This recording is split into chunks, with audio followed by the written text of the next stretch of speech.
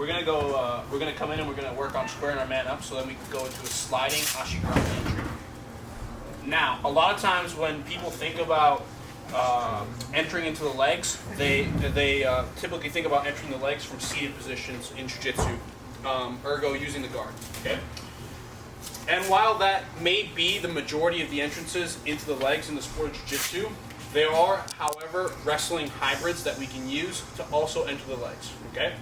One of these would be an inside knee pull into an Ashigurami entry. Okay.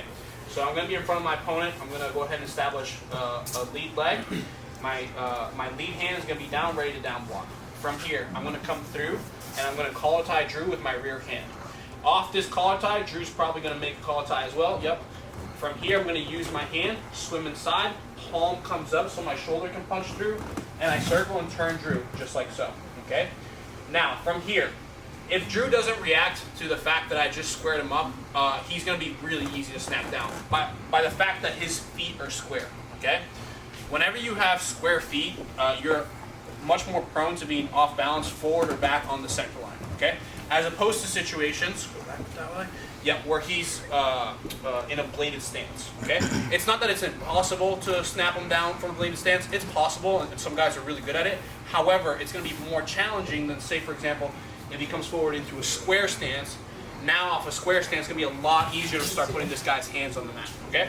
I say this because for this specific entry that we're going to do is built off the premise that he doesn't want to get snapped down.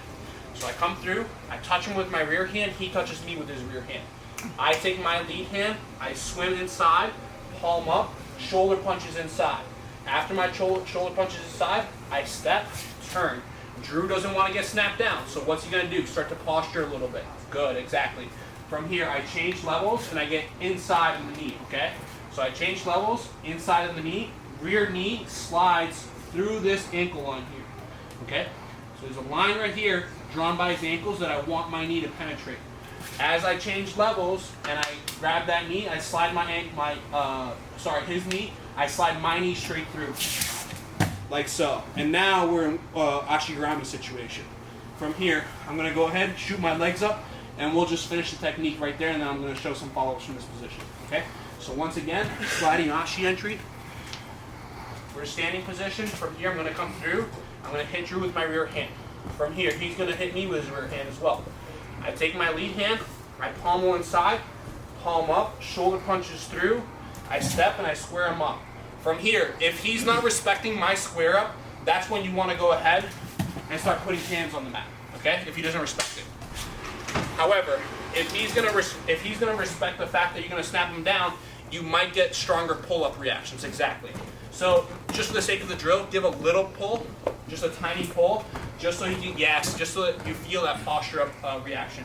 As he goes to posture up, I change level, grab the inside of the knee, sliding entry, okay? From here, we shoot up our Ashigurami. Make sense? Okay, on 3, 1, 2, 3. Keep practicing that first technique, entry into Ashigurami, if you wish. If not, you guys can take it straight from the ground. One very common error I'm seeing is when you guys are reaching for the leg, you guys are overreaching and not allowing your feet to carry your body into the entry. Okay? So, for example, this is what's happening. He's collar tying me, good. I come inside, strip, and you guys are doing this when you go to reach for the leg. You're not gonna you're not gonna grab a leg like this. This is I'm like way too far away. Okay. When you reach, you have to step with it. Okay. So as I go to square up, as I go to threaten the snap, and he starts to posture up, you see how I step into the entry? I'm stepping into that entry. I don't want my elbow to deviate from my body. The farther away my elbow is from my body, the more overextended you are. The closer your elbow is to your body, the stronger your arms are. Same thing when I reach for the knee. My elbow is close to my body. So now when I go to penetrate, it's a strong, assertive penetration, okay? Now, from here, Ruben liked that, yes. So from here, Drew's not going to drop to a knee. He's going to stay up, good. The reason he's going to stay up is because it's harder to deal with somebody who's on 2 feet than it is on a knee, okay? Now, from here, what we're going to do is as soon as I see situations where opponent wants to stay on both feet, I'm going to shy away from trying to just keep the Ashigurami at first, okay? There are certainly methods, let's split your stance a little bit more. There are certainly methods where you can off balance with an Ashigurami. With a specialist in defense, you know how it is. As soon as you shoot up here, their hand's immediately on that foot, and 9 times out of 10, you won't even, it's hard to even get the initial off balance, okay? I'm not saying you can't, I'm just saying it can be hard, okay? Situations like this, I'm gonna prematurely start to remove my foot. The reason being I want to beat him to the punch, okay? When I remove my foot, as I'm removing it, right foot is automatically starting to transfer to far knee. As I remove that foot, left foot starts to weave through to far hip. So now we're in X-guard situation. From here, I stretch Drew out, 1, and I bring him back to me, 2. From here, off of that, I come back down, I start to now attack the foot. Now this is the part where I'm going to get his knee down to the mat, okay? From here, the key is you want to chop his leg away from you. There are most people when they try to chop him to this far knee, they try to pick this foot up like so, and that's just not realistic. If Drew just tries to keep, both feet equally distributed on the mat and good base, it's hard to even pick that foot up.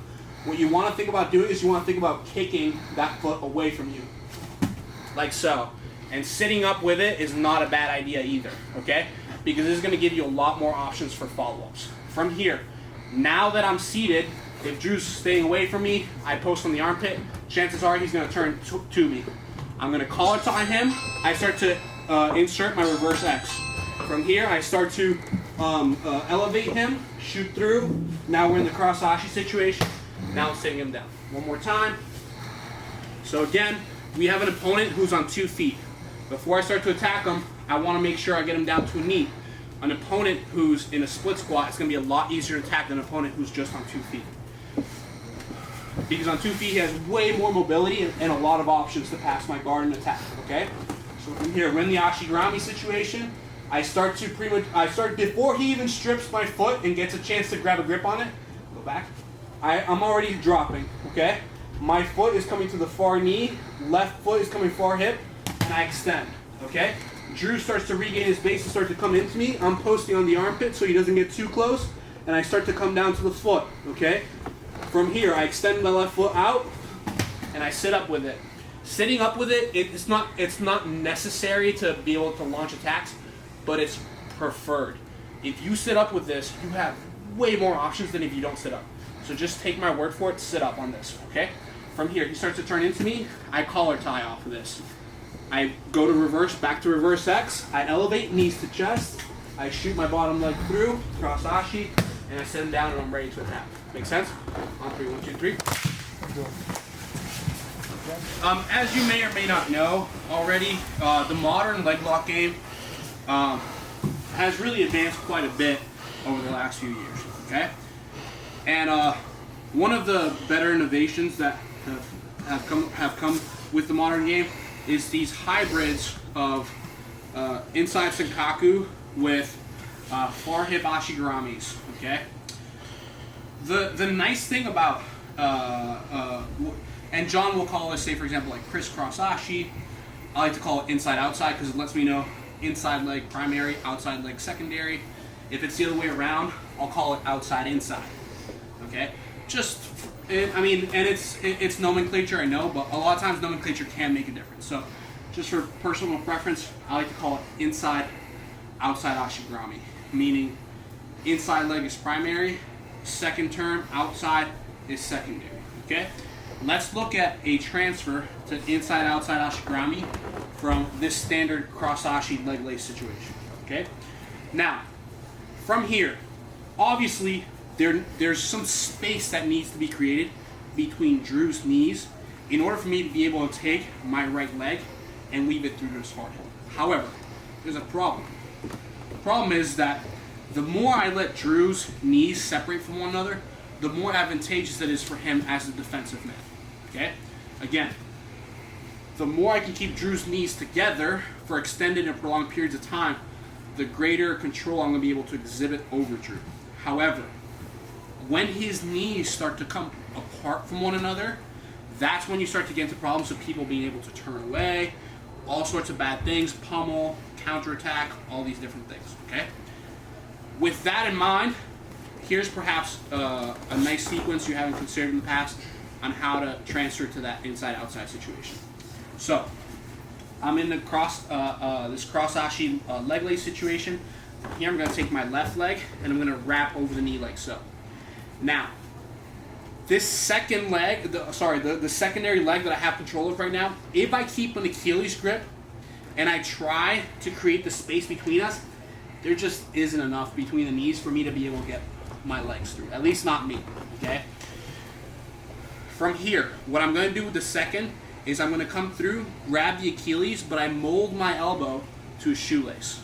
So once again, instead of keeping pure Achilles, I release, I hold the Achilles, and I mold my elbow to a shoelace. What that allows me to do is it allows me to control Drew's, from the shoelace of Drew's foot all the way up to his knee, because I have the most contact available aside from having an Achilles grip. A pure Achilles grip will give you greater control than this grip I'm showing you. However, at the same time, you won't be able to create space between the legs. This hybrid elbow to shoelace grip will allow you to control Drew's leg pretty good. Like, Drew, gonna move your leg around. Like, when he goes to back heel, because my elbow is over the shoelace, it's hard for him to get out, as opposed to if I was just to grab it like so. Yeah, exactly. Bad things can happen, okay? So I'm gonna come through, release, grab the Achilles, elbow over. Once my elbow is over, look, I use my elbow as a pry on the floor. Achilles, elbow. Now my elbow's a pry on the floor. Drew will tell you, like, the control is pretty strong, right, Drew? I can't really. It's hard for him to move the leg around. And again, this is pretty rare for situations where the knees are this far apart. From here, I take my leg, I lace it through to the far hip. From here, we do not simply let go of the far leg and go to attack. Okay, that's getting greedy. Okay. I'm first going to improve my position a little bit more. I'm going to come through, overwrap the far knee, and I'm going to put my forehead on the mat. Once I put my forehead on the mat, that right elbow that was on the Achilles is going to swim through, catch the heel. From here, once I catch the heel, left hand releases, I stay belly down, and I connect my hands. And I go for the finish from here. Okay? I do not go for the, I don't simply release this leg and try to go for the finish prematurely here. That's when you get in trouble. Okay? Once again, cross Ashi, Achilles grip. Hand over the knee. Elbows tight to body. Same thing I told you guys in the wrestling. The farther away your elbows are from your body, the weaker your hands will be. Same thing here. The farther away my elbows get from my body, the weaker this grip is going to be. Knee, elbow to body. Achilles, elbow to foot. Elbow extends. Now his foot's outside. From here I come through, lace, overwrap. Now if my elbow's not already inside like it is right now, I pummel it inside. I come back, holster the heel, release. Look, my legs are pinning this leg down. Connect, and I finish. Make sense? On 3, 1, 2, 3.